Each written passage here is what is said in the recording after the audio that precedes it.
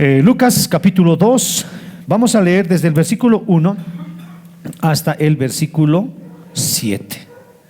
Bien, Lucas capítulo 2 del versículo 1 al versículo 7. Leemos entonces la palabra del Señor, que dice así: Aconteció en aquellos días que se promulgó un edicto de parte de Augusto César, que todo el mundo fuese empadronado. Este primer censo se hizo siendo Cirenio gobernador de Siria, e iban todos para ser empadronados, cada uno a su ciudad. Y José subió de Galilea, de la ciudad de Nazaret, a Judea, a la ciudad de David, que se llamaba Belén, por cuanto era de la casa y familia de David, para ser empadronado con María, su mujer, desposada con él, la cual estaba encinta. Y aconteció que estando ellos allí, se cumplieron los días de su alumbramiento, y dio a luz a su hijo primogénito, y lo envolvió en pañales y lo acostó en un pesebre, porque no había lugar para ellos en el mesón. Palabra del Señor. Oremos, hermanos. Amado Padre, en el nombre de Jesús, en esta mañana, Señor, queremos primero, antes que todo, darte gracias, Señor amado, porque sabemos que tú eres un Dios providente, Señor. En esta mañana, Padre bueno, queremos pedirte en el nombre de Jesús que, Señor amado, sea tu Espíritu Santo abriendo nuestra mente, Señor, haciéndonos comprender, Señor, las verdades bíblicas que hablan acerca del nacimiento de nuestro Salvador. Señor, es verdad que nosotros recordamos recurrentemente este pasaje. Una vez al año, Señor, el mundo entero celebra tu nacimiento. Pero, Señor, también creemos que tu nacimiento, Señor, ha sido desvirtuado, cambiado, Señor, por el mercantilismo, por el sentimentalismo, Señor. Amado Padre, hoy queremos pedirte que a la luz de tu palabra tú puedas instruirnos y enseñarnos, Señor, tu verdad bíblica. Señor amado, queremos pedirte que tu Espíritu sea guiando e iluminando nuestras mentes y nuestros corazones, para que nosotros podamos aprender y conocer más de tu palabra, Señor. En el nombre de Jesús te lo pedimos. Oramos, Padre bueno, para que tu palabra no sea debilitada por la voz de un hombre, Señor. Queremos pedirte tu gracia y sabiduría para poder exponer, Señor amado, fielmente tu palabra. En el nombre de Jesús oramos y todos juntos decimos amén, amén y amén. Permítame, hermano.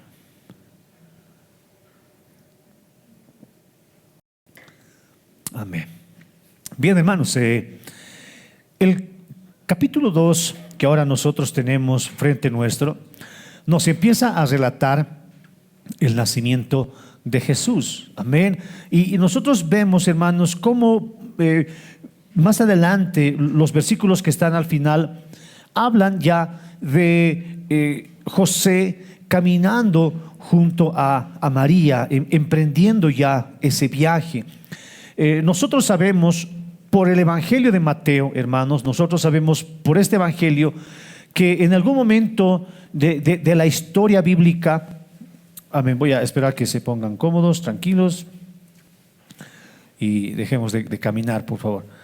Amén. Bien, nosotros sabemos, hermanos, por la verdad del Evangelio que en algún momento de la historia José se hace preguntas. Obviamente usted sabe que María apareció embarazada por el Espíritu Santo, y José, que estaba desposado con ella, no se habían conocido, no habían tenido relaciones maritales. Sin embargo, María ya estaba esperando a Jesús, y es cuando José quiere dejarla en secreto, y nosotros eso lo tenemos en el Evangelio de Mateo. Lucas no relata toda esta historia, pero nosotros sí la podemos comprender por los otros escritos. Entonces, Mateo capítulo 1, versículo 18, nos da la narración de cómo José pensaba acerca de María. Lo vamos a leer, hermanos, lo vamos a leer solamente para concuasar la historia y para que nos quede grabado bien el momento específico. Dice Mateo capítulo 1, versículo 18, dice así: El nacimiento de Jesucristo fue así. Estando desposada María con María, su madre, con José, antes que se juntasen, se halló que había concebido del Espíritu Santo. José, su marido, como era justo y no quería infamarla, quiso dejarla secretamente. Y pensando él en esto, he aquí un ángel del Señor le apareció en sueños y le dijo: José, hijo de David, no temas recibir a María tu mujer, porque lo que en ella es engendrado del Espíritu Santo es, y dará a luz un hijo, y llamarás su nombre Jesús, porque él salvará a su pueblo de sus pecados.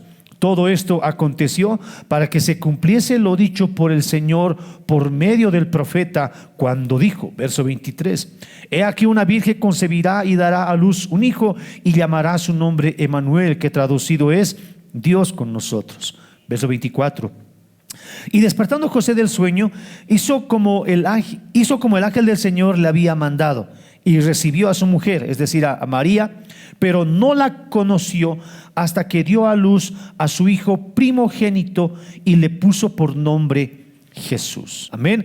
Entonces, miren, nosotros vemos ahora por la palabra de Dios y podemos comprender de alguna manera cómo es que esto pasaba. Lucas no lo menciona Mateo, obviamente por las razones que él tiene. Mateo está hablando a un pueblo judío y está hablando acerca de la descendencia de Jesús, que era la de José, y la de José, la descendencia de David.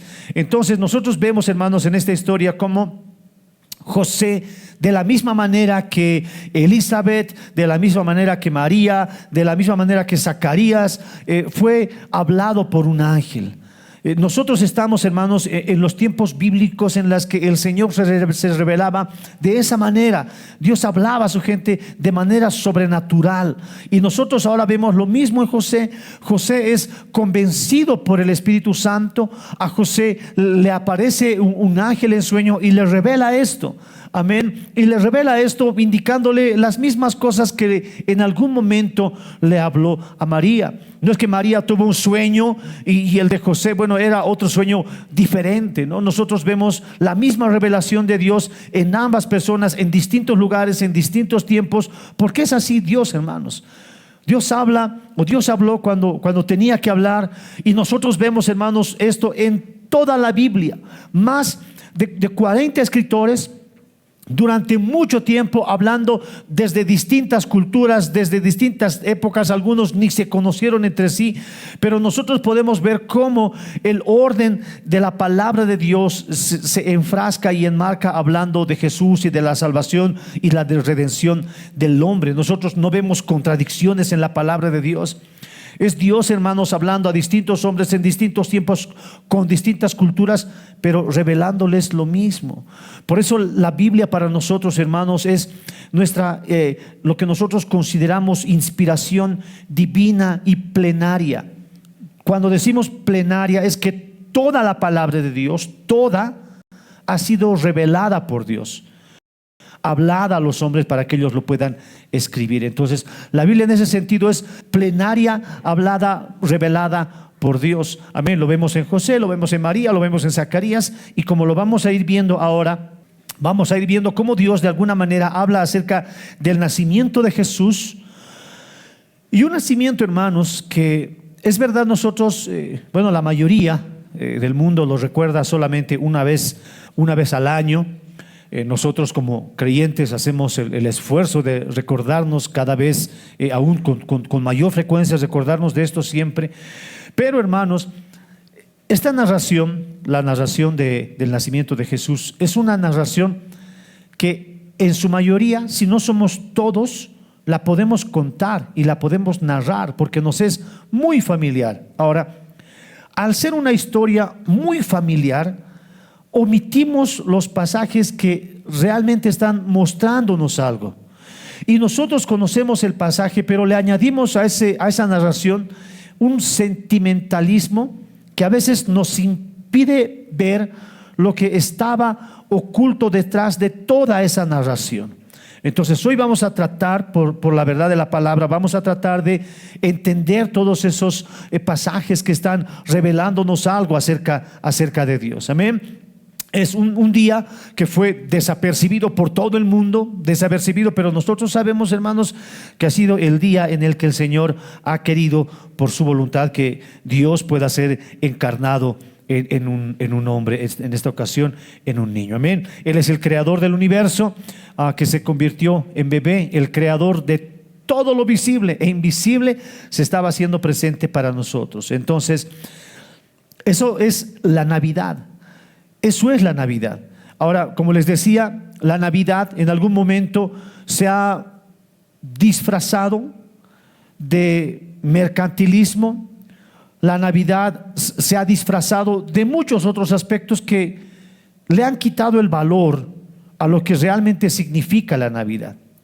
Para muchos hermanos, y quizás muchos de nosotros hemos caído en eso, que la Navidad es un momento de paz y de reconciliación. Muchos piensan que la Navidad es un momento para pasar en familia, para estar en familia, y que lo más importante es la familia. Otros, por otro lado, volviéndolo un poco más comercial y mercantil, decimos que la Navidad es un tiempo de poder compartir, de poder darnos obsequios, de poder darnos regalos. Cuando, hermanos, la Navidad no significa eso. La Navidad, hermanos, nos está hablando acerca del nacimiento de Jesús. Las otras cosas no están mal, no están mal. No me enojo con nadie si en Navidad alguien me regala algo. Tampoco me enojo cuando hay algún compartimiento en familia. Pero, hermanos, lo que en esencia la Navidad significa es que la recuerde el nacimiento de Jesús. Ahora, hay muchas iglesias, hay muchos sectores del cristianismo que están en desacuerdo con esto. Muchos dicen que no se debe de celebrar la Navidad, que no se debe de recordar el nacimiento de Jesús, porque no se nos dice implícitamente que debemos de recordarla. Ahora, hermanos, es verdad que en los primeros siglos de la historia del cristianismo no se habla del nacimiento de Jesús, o no se habla de celebrar el nacimiento de alguien. Al contrario, escúcheme, en los primeros siglos de la historia, lo que se recordaba, al contrario, es la muerte de una persona. No se recordaba tanto el nacimiento, sino que se recordaba la muerte de las personas. Entonces, en ese sentido, no se recordaba el nacimiento. Pero, hermanos, con el pasar del tiempo, sí, la cristiandad ha ido reconociendo este día. Hay muchos teólogos que dicen que, bueno, Jesús posiblemente habría nacido en abril, otros proponen marzo, otros proponen julio. Entonces no tenemos una fecha exacta para que nosotros podamos decir este día nació y este día hay que celebrarlo. Tampoco, hermanos, hay una orden en la Biblia que nosotros tengamos que recordarlo un día en especial. Entonces, hermanos, si bien el 25 de diciembre es la fecha que todo el mundo y la cristiandad también recuerda este día, no es algo dogmático, o sea, no es algo que nosotros tengamos que practicarlo sí o sí ese día. Amén. Lo recordamos, sí, la mayoría del mundo recuerda ese momento, ese día también es importante para compartir el evangelio en ese momento, sí, pero, hermanos, no hacemos mal en nosotros como el día de hoy. Hoy es, ¿qué fecha? 14 de julio, ¿no? 14 de julio, recordar el nacimiento de Jesús. Y lo podemos recordar un 16, un 17, un 18 de julio. Lo podemos recordar no solamente a las 12 de la noche esperando que el niño nazca. No, mis hermanos, podemos recordarlo a las 2 de la tarde, 3 de la tarde, a cualquier hora, hermanos. Nosotros podemos y debemos de recordarnos acerca del nacimiento de Jesús, porque es el acontecimiento más grande de la historia. Dios se encarnó. Dios, el creador del universo, el creador de todos, tomó forma de un niño. Y ese nacimiento fue como el de todos los niños, fue un alumbramiento normal y natural, como lo vamos a ver más adelante. Pero, hermanos, no es normal ni natural todo lo que cambió en la historia. Amén. Es el nacimiento o el día del Señor que cambió el transcurso de la historia en antes de Cristo y después de Cristo. Entonces hay un punto de inflexión en el nacimiento de Jesús. Para nosotros la Navidad, entonces, hermanos, es eso, es recordar cómo Dios se ha hecho hombre. No sabemos la fecha exacta No tenemos ese dato en la Biblia, pero sí nosotros, hermanos, tenemos el deber, de alguna manera, el poder recordar cómo Dios se hizo hombre y Dios trajo salvación para la humanidad. Eso es lo que significa en esencia la Navidad. Dios se hizo hombre para traer salvación a la humanidad. Entonces, esa es la primera condición por la que nosotros tenemos que recordar la Navidad. La familia, el compartir, el tiempo de paz, el tiempo de regalo es secundario, terciario, hasta innecesario. Lo más importante es que nosotros recordemos que Jesús nació para nosotros. Amén. Lucas, entonces, hermanos, ahora Lucas, enfocándonos ya en los pasajes que nosotros tenemos aquí en la Biblia, Lucas se encarga, como lo hemos visto al principio, de decirnos a nosotros o de ubicar el nacimiento de Jesús y los acontecimientos que pasaron en la historia, no solamente de la iglesia, sino Lucas se encarga de poder narrar todos los acontecimientos que están pasando en la historia de la humanidad. Ese es el trabajo que Lucas ahora está teniendo. Lucas ha hecho un esfuerzo de poder investigar y poder escribir lugares, eventos, personas, para que en la historia de la humanidad pueda ser encajado en un tiempo. No es en vano, hermanos, que el Evangelio de Lucas ha sido escrito entre el año 60 y 70 después de Cristo. Y hermanos, para esa temporada Lucas ya estaba viajando junto a Pablo, caminando junto a él, y en muchas ocasiones y en muchos lugares se hablaba de Jesús como alguien que quizás era una leyenda, ¿no? Como algo que no era real. Y para muchos el día de hoy es un acontecimiento que no tiene trascendencia, no es real, dicen muchos. Pero hermanos, Lucas ahora se encarga de poner estos acontecimientos no solamente en la Biblia. Hoy nosotros podemos encontrar estos nombres que ahora Lucas está hablando en los libros de historia en la humanidad. Ese es el trabajo que Lucas hizo. Los nombres que nosotros tenemos, César Augusto, Cirenio, Herodes, no son nombres que solamente están escritos aquí en la Biblia. Son nombres que están escritos en cualquier libro de historia. Y por eso nosotros podemos hablar de ese acontecimiento en esos días. Por eso Lucas se encarga de decir en aquellos días. En aquellos días cuando Herodes gobernaba Judea, era rey de Judea. Entonces Lucas tiene ese trabajo. Y ese trabajo, hermanos, para nosotros también es importante el que nosotros podamos comprender todas estas cosas. En esta narración, en la narración de Lucas, hablando acerca un poco de historia, nosotros vamos a ver, hermanos, cómo Dios, y ese es el trabajo que ahora tiene Lucas, cómo Dios en su soberanía. ¿Qué es soberanía? Lo estamos estudiando los días miércoles, que Dios tiene el control absoluto de todo. Todo es de Él y Él es quien lo gobierna. Todo es de Él. Nadie le puede dar consejo, dice la Biblia, específicamente todo está en su control. Y como vamos a ver ahora, hermanos, Dios está en control. O Dios de alguna manera opera para que los hilos de la historia que son invisibles puedan moverse y cumplir los propósitos de Dios.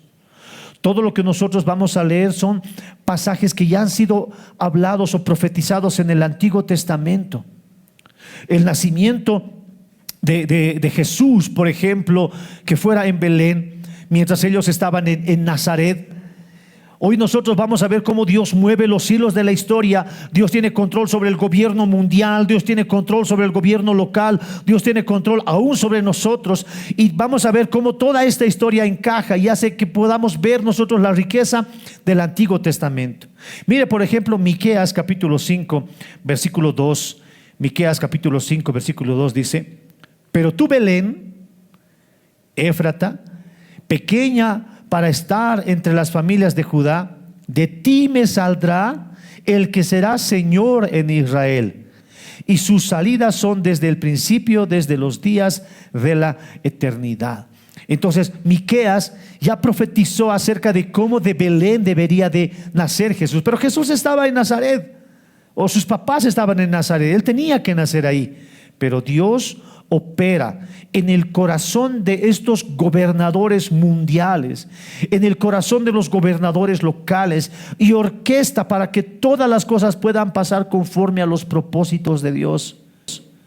Si algo, hermanos, nos tiene que quedar claro en este mensaje, y voy a ser bien enfático en esto, hermanos, si algo nos tiene que quedar claro, es que Dios es soberano. Y Dios es providente. ¿Qué quiere decir? Que Dios ya miró, ya proveyó. Amén. Por eso cuando nosotros oramos, danos el pan nuestro de cada día, Dios ya provee un salario para nosotros. Dios ya provee nuestra alimentación. Dios ya provee. Es algo que nos tiene que quedar claro. Dios es soberano y Dios es providente. Lucas entonces, hermanos, se encarga de narrarnos esto.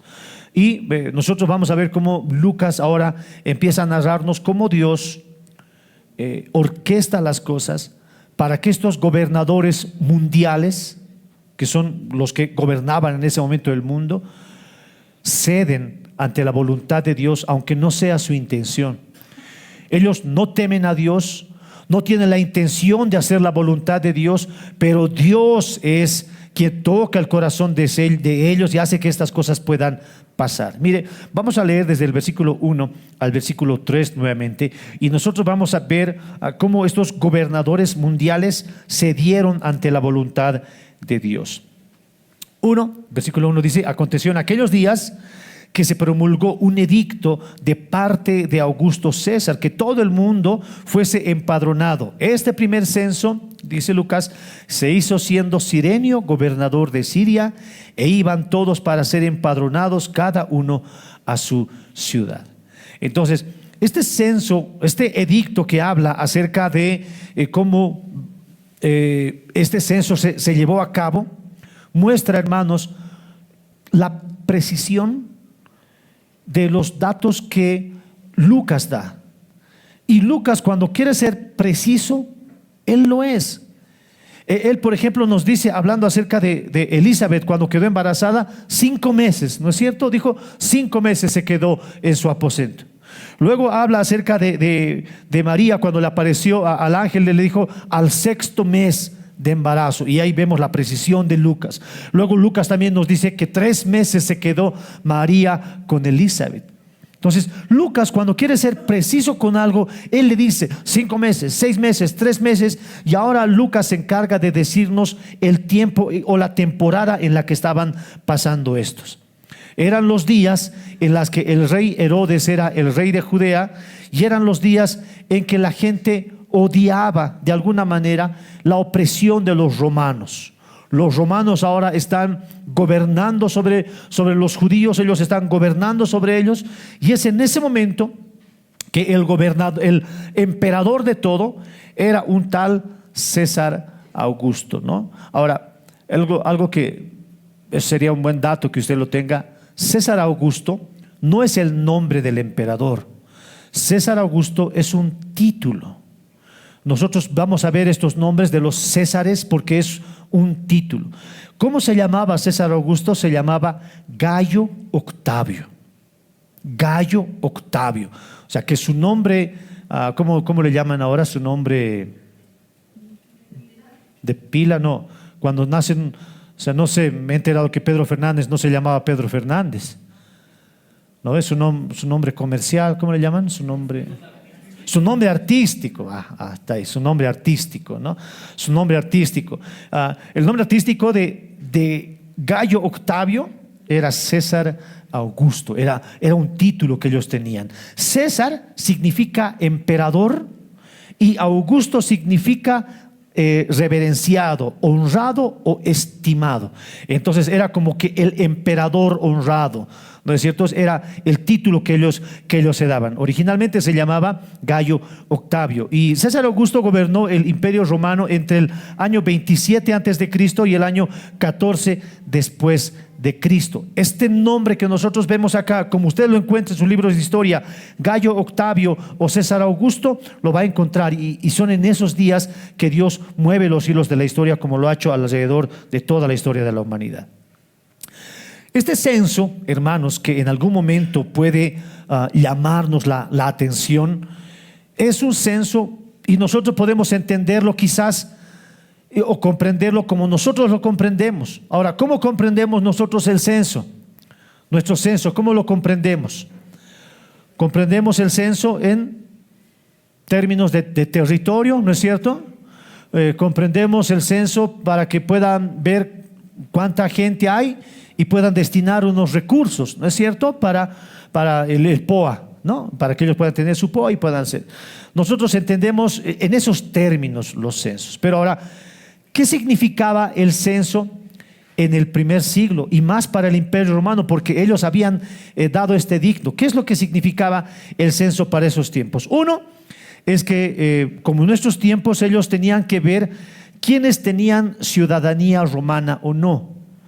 De ahí, por ejemplo, se enteran que Pablo tenía ciudadanía romana, ¿no es cierto? Entonces, era uno de los propósitos. Otro de los propósitos era determinar cuántos ciudadanos no tenían esa ciudadanía. Otro de los propósitos era saber cuántos estaban listos para ser enlistados en los ejércitos. Entonces, eso era el propósito que ellos tenían. El propósito que ellos tenían al censar, en sus censos, era saber con cuánta gente tenían si es que había una guerra. Eso era lo que ellos querían saber. Otro censo, y el que nosotros vamos a ver ahora, se llamaba Census Populi. Census Populi. ¿De qué se encargaba esto? De saber, escuche bien, la cantidad de personas, de tener conocimiento de esto, pero en una condición de recaudación de impuestos. ¿Qué quiere decir? Que el censo que Roma organizaba, ahora hablando del Census Populi, ellos se encargaban de ver quiénes vivían en ese lugar, cuáles eran sus posesiones, qué ganados tenían, para ver cuánto impuesto más les iban a subir. Entonces, este censo del que ahora se está hablando era un censo que de alguna manera dañaba al pueblo judío. Porque eso significaba que, bueno, nos van a subir los impuestos, ¿no? Una especie de socialismo. Uno tiene más tiene que pagar. Uno hace más le oprimen, ¿no es cierto? Entonces era el miedo que la gente tenía. Ellos veían el censo y decían, oh no, nos van a sacar más impuestos. Era el censo que ellos habían tenido, pero de alguna manera Dios orquesta este censo para que puedan pasar las cosas de acuerdo al propósito de Dios. También se habla acerca de Cirenio. Y Cirenio era el que gobernaba, o el que era el encargado de gobernar. Y como le digo, todos estos nombres que son marcados en la Biblia tienen la intención, Lucas, de poder ubicar el nacimiento de Jesús en la historia general de la humanidad. Amén. Entonces, Dios había provisto de manera providencial el escenario mundial para José y María, para que José y María vayan a Belén y ahí pueda nacer su hijo. Dios tiene control, hermanos, absolutamente de todas las cosas. No podemos imaginarnos, hermanos, ahora de un gobernante de cualquier potencia mundial, hermano, por más malo que sea, como que no contribuye a la voluntad de Dios. ¿Me está atendiendo? Podemos ver quizás a un Biden, ¿no es cierto? A un Biden. Y podemos decir, pero este es malo y este está haciendo esto y esto está haciendo otro. Hermanos, Dios permite de manera soberana que estos hombres, gobernadores, reyes, puedan de alguna manera cumplir los propósitos de Dios. Aún en nuestro gobierno, hermanos, si es verdad que nosotros tenemos responsabilidad de votar conscientemente, si es verdad que nosotros elegimos a nuestros gobernantes, hermanos, y ellos en algún momento puedan ser corruptos, o ellos en algún momento puedan hacer las cosas bien, Dios de alguna manera utiliza a estos hombres corruptos o sabios para que la voluntad de Dios se cumpla. Dios es así. Y esto puede parecer para muchos de nosotros un misterio, y lo es. No podemos decir de qué manera o por qué Dios hace las cosas así, pero hermanos, lo que sí sabemos es que Dios es soberano. Mire lo que dice Proverbios capítulo 21, versículo 1. Proverbios capítulo 21, versículo 1. Como los repartimentos como los repartimientos de las aguas, así está el corazón del rey en la mano de Jehová, a todo lo que él quiere lo inclina. No, el proverbista está diciendo cómo se reparten las aguas, y nosotros podemos ver en cómo hay aguas por todos lugares, cómo esas aguas se reparten y dan el fruto como Dios lo ha provisto. Así dice que está el corazón del rey en la mano de Jehová, y todos ellos hacen lo que Dios quiere que hagan. Misterio, ¿no? Misterio. Porque nosotros podemos conocer ahora a muchos gobernantes, no solo en nuestro tiempo, sino en la historia de la humanidad, que han hecho un daño increíble. Hablando de Hitler, uno se pregunta y dice: ¿dónde estaba Dios cuando su pueblo era masacrado o muerto? Dios es soberano y Él estaba en su trono. Él es soberano. Y de alguna manera, hermano, todo lo que estos reyes, todo lo que estos gobernadores han hecho, ha contribuido a que el propósito de Dios, el plan general de Dios, se cumpla. Diga conmigo nuevamente, mi hermano: Dios es soberano. Dios es soberano. No es que Hitler era más fuerte que Dios. No es que Dios no había escuchado la oración de esos hombres y mujeres y niños que han muerto en esa temporada. No, mis hermanos, Dios es soberano. Y con razón la Biblia dice que es honroso la muerte de sus santos para el Señor. Nosotros podemos ver, ay, cómo han muerto y cómo ha permitido que mueran. Dios lo ha permitido, pero a la verdad de la Biblia nosotros sabemos que están mejor allá que en aquí, ¿no es cierto? Y nosotros vemos la muerte como un castigo. ¿Y cómo va a permitir que muera? Pero hermanos, viendo la verdad de Dios, ellos están mejor allá que en aquí. Somos nosotros los que tenemos que preocuparnos por la vida que vivimos nosotros acá en nuestra vida. Entonces Dios tiene, hermano, control absoluto sobre todo. En la historia de la humanidad no ha habido ningún evento que no haya sido permitido por la voluntad de Dios. Misterio para muchos, hermano, sí, es un gran misterio. Pero Dios también tiene, hermano, el control sobre los gobiernos locales, sobre cómo nuestra cultura, hermano, nuestras culturas de alguna manera contribuyen a la voluntad de Dios. Los gobiernos mundiales de alguna manera lo hacen, pero las culturas de cada país, de cada gobierno local, de alguna manera contribuyen a este propósito. Mire lo que dice el versículo 4 en adelante. El versículo 4 dice: y subió de Galilea, de la ciudad de Nazaret a Judea, a la ciudad de David que se llamaba Belén, por cuanto era de la casa de la familia de David, para ser empadronado con María su mujer, desposada con él, la cual estaba encinta. Amén. Ahora mire, ¿qué es lo que está oculto detrás de todo esto? Nosotros decimos: ya bueno, fue, ¿no? Y nosotros ya conocemos: como mi burrito sabanero voy camino de Belén, ¿no? Si me ven, voy camino a Belén. Pero encierra una gran riqueza en todo lo que ahora Lucas está encargando de decir.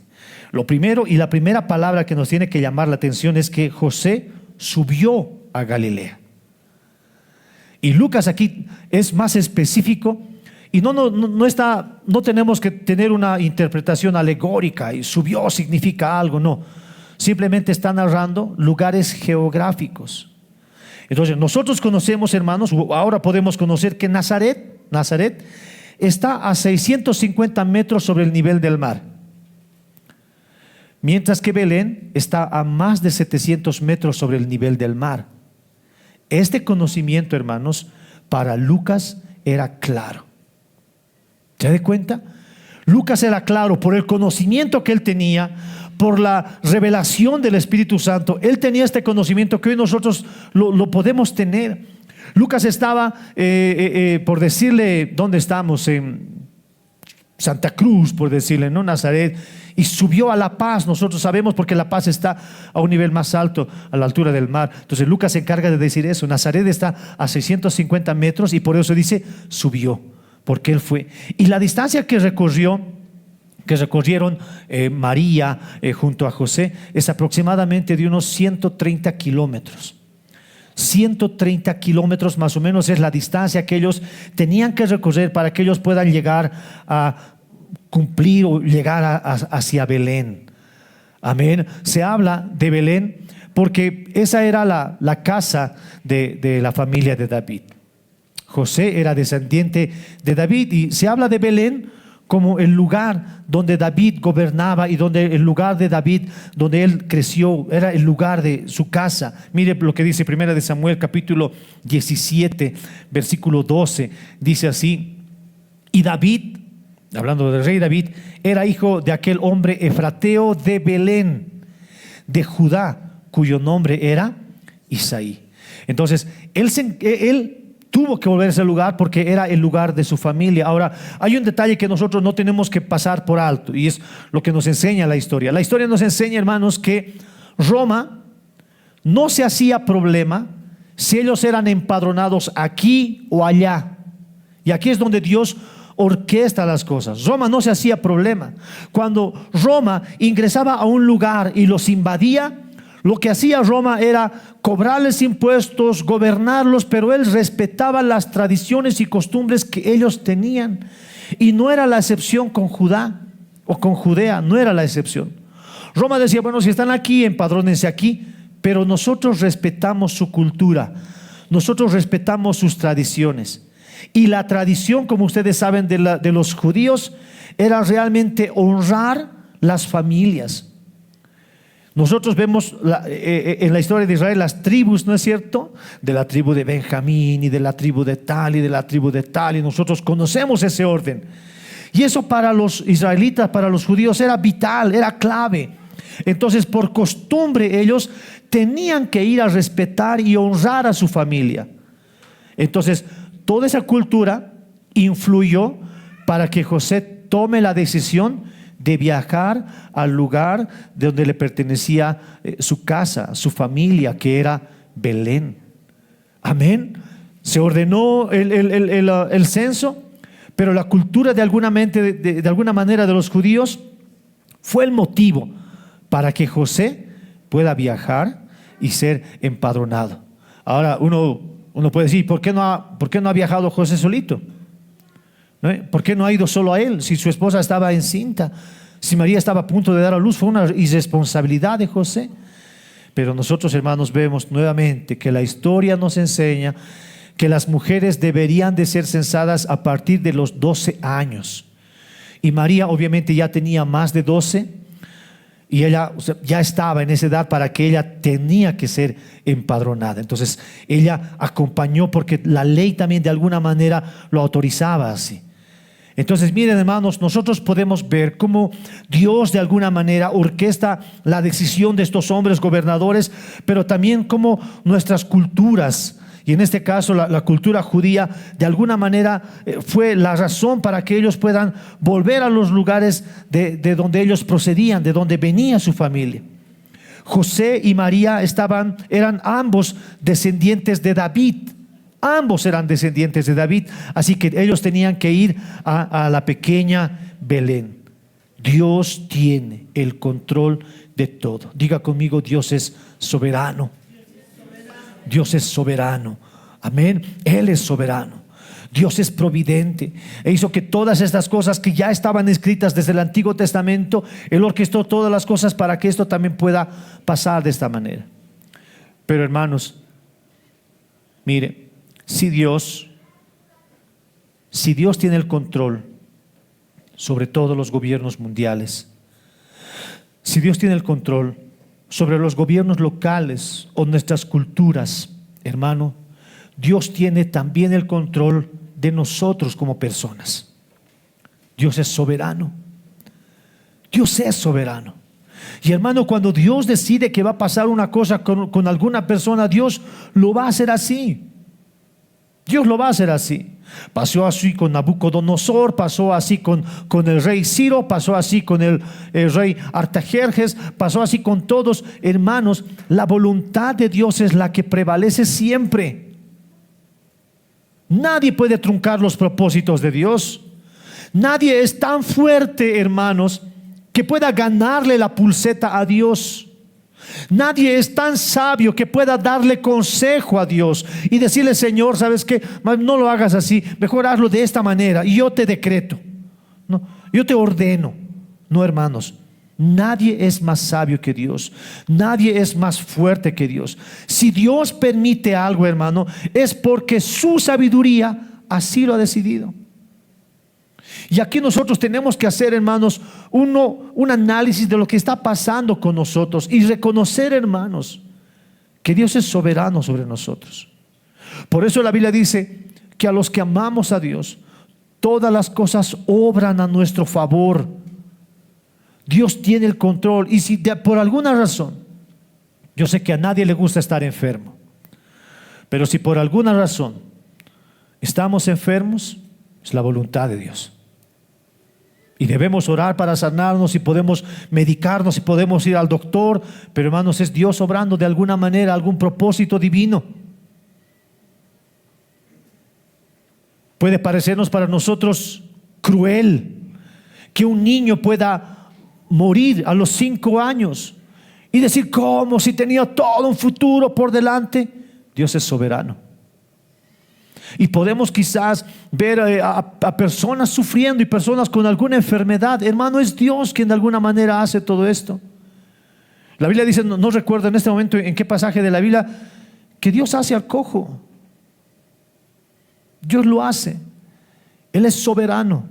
Y nosotros tenemos que tener, hermanos, como creyentes, la imagen de un Dios que tiene el control absoluto de todo y que Él hace porque Él quiere. Él es Dios. No estamos hablando de un gobernador ruin, no estamos hablando de un alcalde perezoso, no estamos hablando de cualquiera persona, no, mi hermano. Estamos hablando de un Dios que cuida, que ha creado y que es de Él absolutamente todo. Y Dios también obró y orquestó para que María junto a José puedan ir a ese lugar y pueda cumplirse en ese lugar el alumbramiento de Jesús. Amén. Lea conmigo el versículo 5 en adelante.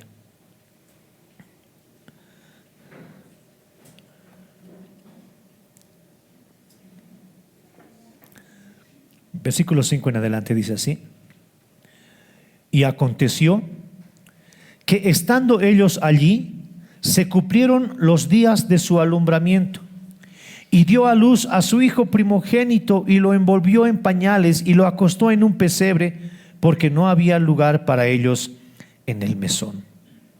Mire, nuevamente, aconteció, o sea, pasó así, sucedió así, dice, que estando ellos allí, se cumplieron los días de su alumbramiento.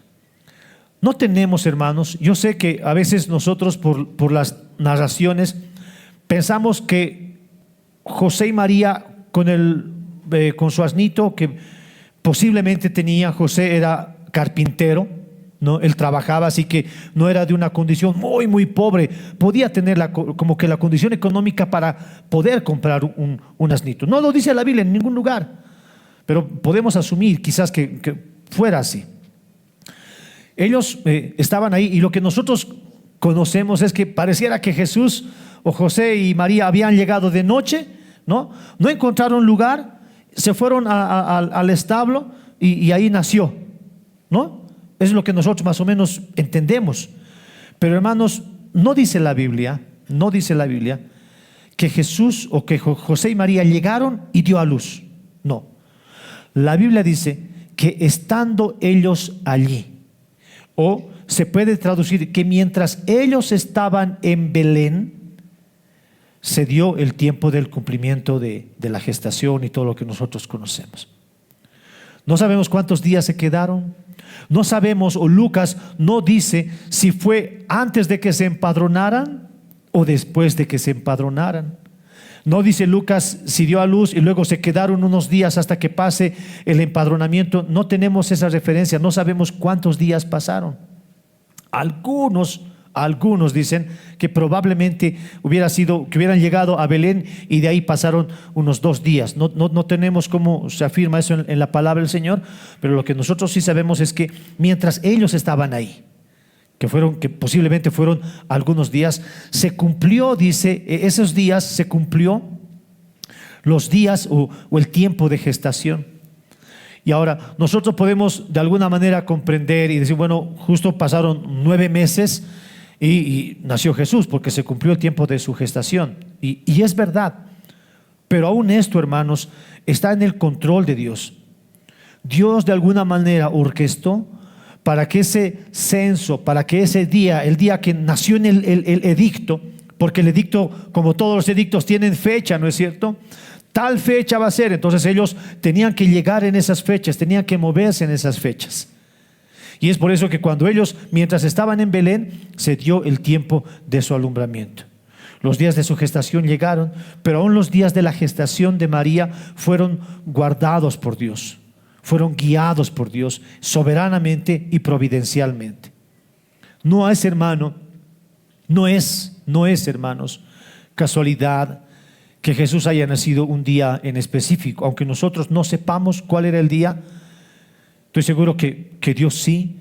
No es ajeno, hermanos, el día en que Dios ha planificado todo esto. El cumplimiento de los tiempos llegó cuando tenía que llegar. Miren lo que dice Gálatas capítulo 4, versículo 4. Gálatas capítulo 4, versículo 4.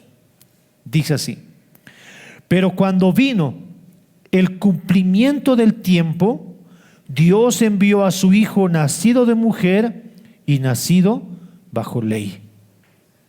Entonces, mire, Pablo ahora se encarga de decir que Dios envió a su Hijo en el cumplimiento del tiempo, en el tiempo exacto de Dios, en el tiempo en el que Dios quiso, el día en el que Dios quiso, la hora en la que Dios quiso, todo en el cumplimiento exacto de su voluntad de Dios.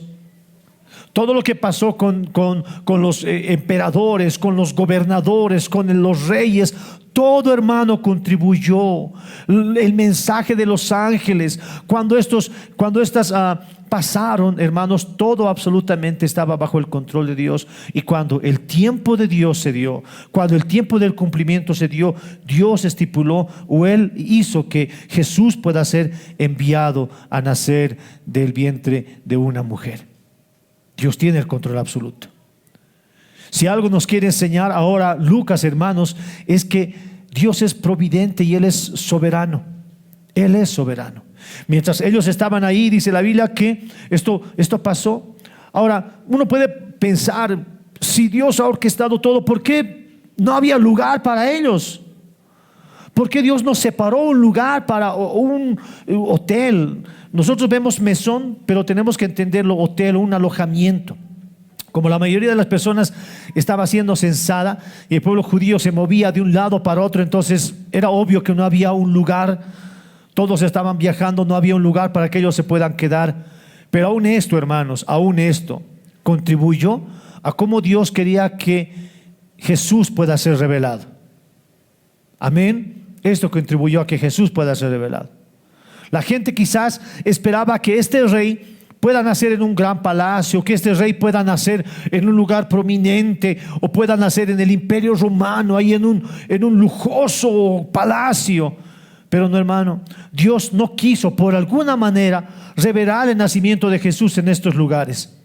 Dios quiso, como lo vamos a ver más adelante, renunciar a todas sus riquezas, y Él se hizo pobre, como dice la Biblia, para que nosotros fuésemos enriquecidos.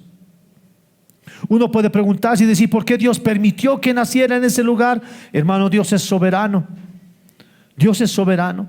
Y la tradición dice que mucha gente viajaba.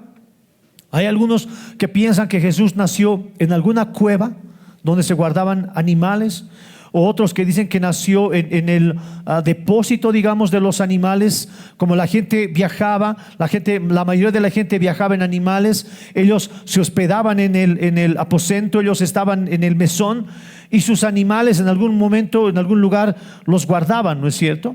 Entonces era el lugar del nacimiento de Jesús, un lugar donde los animales descansaban.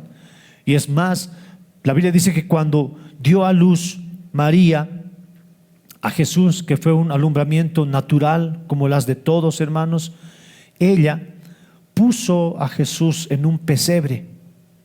Y el pesebre era una especie de ornamento para colocar los alimentos de los animales. Las personas estaban alojadas, sus animales estaban guardados y ellos tenían un lugar donde comer. Entonces, ese lugar que ya estaba preparado con algún alimento para los animales, fue un lugar que Dios eligió de alguna manera para que el Rey de Reyes, Señor de señores, Creador de todo lo visible e invisible, pueda nacer en humillación. Amén. Dios nació en humillación para que nosotros fuésemos exaltados. Hermanos, son tantas las riquezas que nosotros podemos extraer de la palabra de Dios y cómo Dios orquesta que pasen todas las cosas, hermanos, pero fue Dios orquestando en ello. Es Dios obrando en cada uno de ellos. Y hermanos, aquí hay que hacer una aclaración también de algo que lo hemos ido diciendo durante toda esta temporada, hablando de María. Se habla, lo hemos visto, que se habla de María como que fuera virgen perpetuamente. Y esto por razones lógicas, biológicas, obvias. María dejó de ser virgen cuando Jesús nació. De ahí se dice que Jesús era el primogénito, no dice unigénito, primogénito. Ya cuando Jesús nació, María dejó de ser virgen. Pero hermanos, María no tuvo el único hijo. María tuvo ya luego otros hijos con José. Amén. Y Jesús tuvo hermanos y también hermanas, según lo que la palabra del Señor nos dice. Mire, lea conmigo por favor Mateo capítulo 13, versículo 55. Mateo capítulo 13, versículo 55. Dice así: ¿no es este, hablando de los fariseos, ¿no?, de Jesús, dice, ¿no es este el hijo del carpintero? ¿No se llama su madre María? ¿Y cómo se llamaban los hermanos de Jesús? Dice, Jacobo, José, Simón y Judas. ¿Y no están todas sus hermanas con nosotros? Entonces, hermanos, no hay una razón bíblica para pensar que María fue virgen o sigue siendo virgen. María sí fue agraciada por Dios. María sí fue elegida para dar a luz al Hijo de Dios, hermanos, pero no hay razón para pensar en María ahora como la Virgen. Y mucho peor,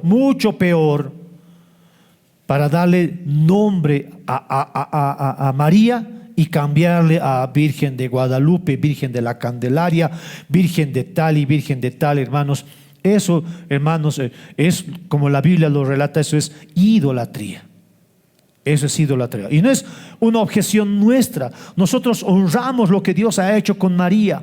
Valoramos y le damos gracias a Dios por haber elegido a esa mujer y enseñarnos mucho acerca del sacrificio y la devoción de esta mujer. Pero murió ahí, cumplió ahí. Y al igual que todos nosotros, María necesitaba de un redentor. Al igual que todos nosotros, María necesitaba el perdón de sus pecados. Y ahora María, como muchos de los que ya han muerto, están delante de Dios su Padre. Amén. Entonces, no hay una razón bíblica para pensar esto. Jesús tuvo hermanos y tuvo hermanas. Amén. Pero es, hermanos, lo que nosotros podemos ver de alguna manera o poder encontrar un poco con más profundidad cómo Dios orquestó de manera soberana todo lo que Dios quiso hacer. María, Lucas también lo relata en el pasaje, que María inmediatamente Jesús nació, lo envolvió en pañales. Ya nosotros vemos, hermanos, el control o el cuidado de una madre sobre su hijo, los primeros cuidados que ella tenía. Nosotros debemos de pensar en una mujer, María, que también tenía cuidado de esto. Los días de su alumbramiento estaban cerca ya. Y al viajar, al hacer todo ese viaje, un hombre lo podría hacer sin ningún problema. Tal vez una mujer en plena condición también podría hacerlo sin ningún problema, 130 kilómetros. Pero estando María encinta, estoy seguro que María pensaba, bueno, mi hijo va a nacer cualquiera de estos días, cualquier momento va a nacer, y ella cargó lo principal. Y nosotros vemos el cuidado que tuvo María como una madre, como la madre que, bueno, todos nosotros anhelamos, soñamos, tenemos. Amén, el cuidado de una madre. Hermanos, ¿qué nos enseña Lucas en todo lo que nos narra? Uno, que Dios es providente. También nos enseña, hermanos, que Dios es soberano.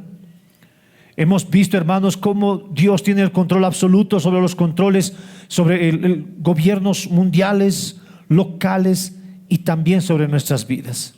Dios tiene el control. Pero este control, hermano, como la Biblia lo menciona, es un control en la voluntad de Dios y para nuestro bien. Dios obra para nuestro bien. Sus pensamientos dice que son más altos que los nuestros. No podemos nosotros, hermanos, en ese sentido orar por cosas pequeñas. No, mi hermano, Dios está obrando para nosotros en cosas mucho más grandes. Y no le estoy hablando en términos de riqueza, no, le estoy hablando en términos eternos. Nosotros nos enfocamos muchas veces, nuestras oraciones se enfocan en nuestras pequeñas cosas que no están mal. Nosotros pedimos por el pan nuestro de cada día, nosotros pedimos por alguna aflicción que están bien, podemos pedirle. Pero hermano, el cuidado de Dios va mucho más allá. Y lo acabamos y lo cantamos en nuestros himnos cuando antecedíamos a la reunión y alabamos al Señor. Decíamos: Señor, tus planes son grandes, tu gracia es mayor. Algún día nosotros, hermanos, estaremos con el Señor. Él guarda nuestra fe, cantábamos. Él cuida de nosotros. Él nos preserva a nosotros como sus hijos.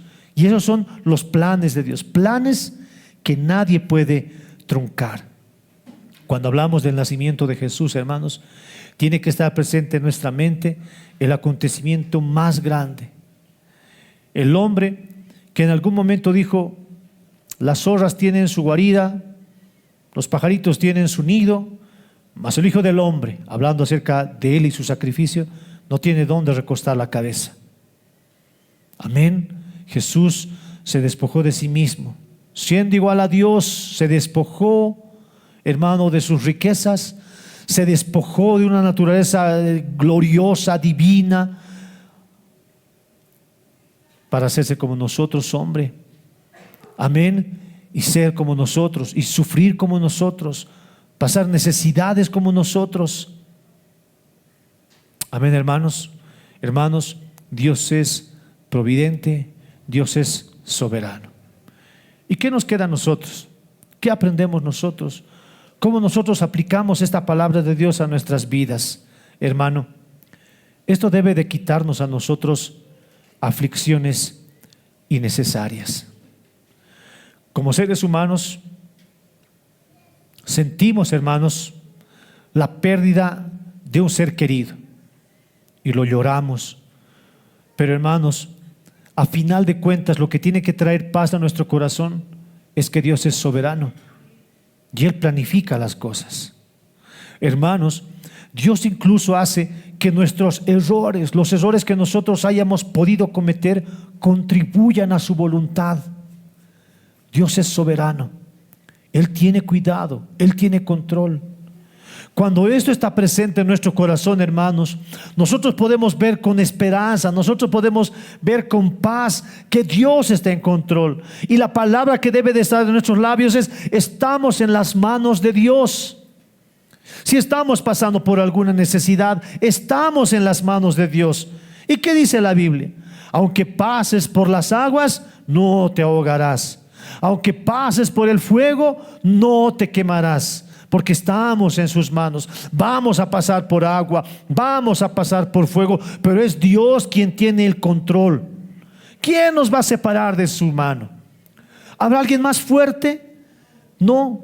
Dios está en control, Él tiene cuidado de nosotros. Y si Él, hermanos, por alguna razón permite que pasemos por buenos momentos, pero Dios en alguna razón también permite que pasemos por malos momentos, Dios es soberano.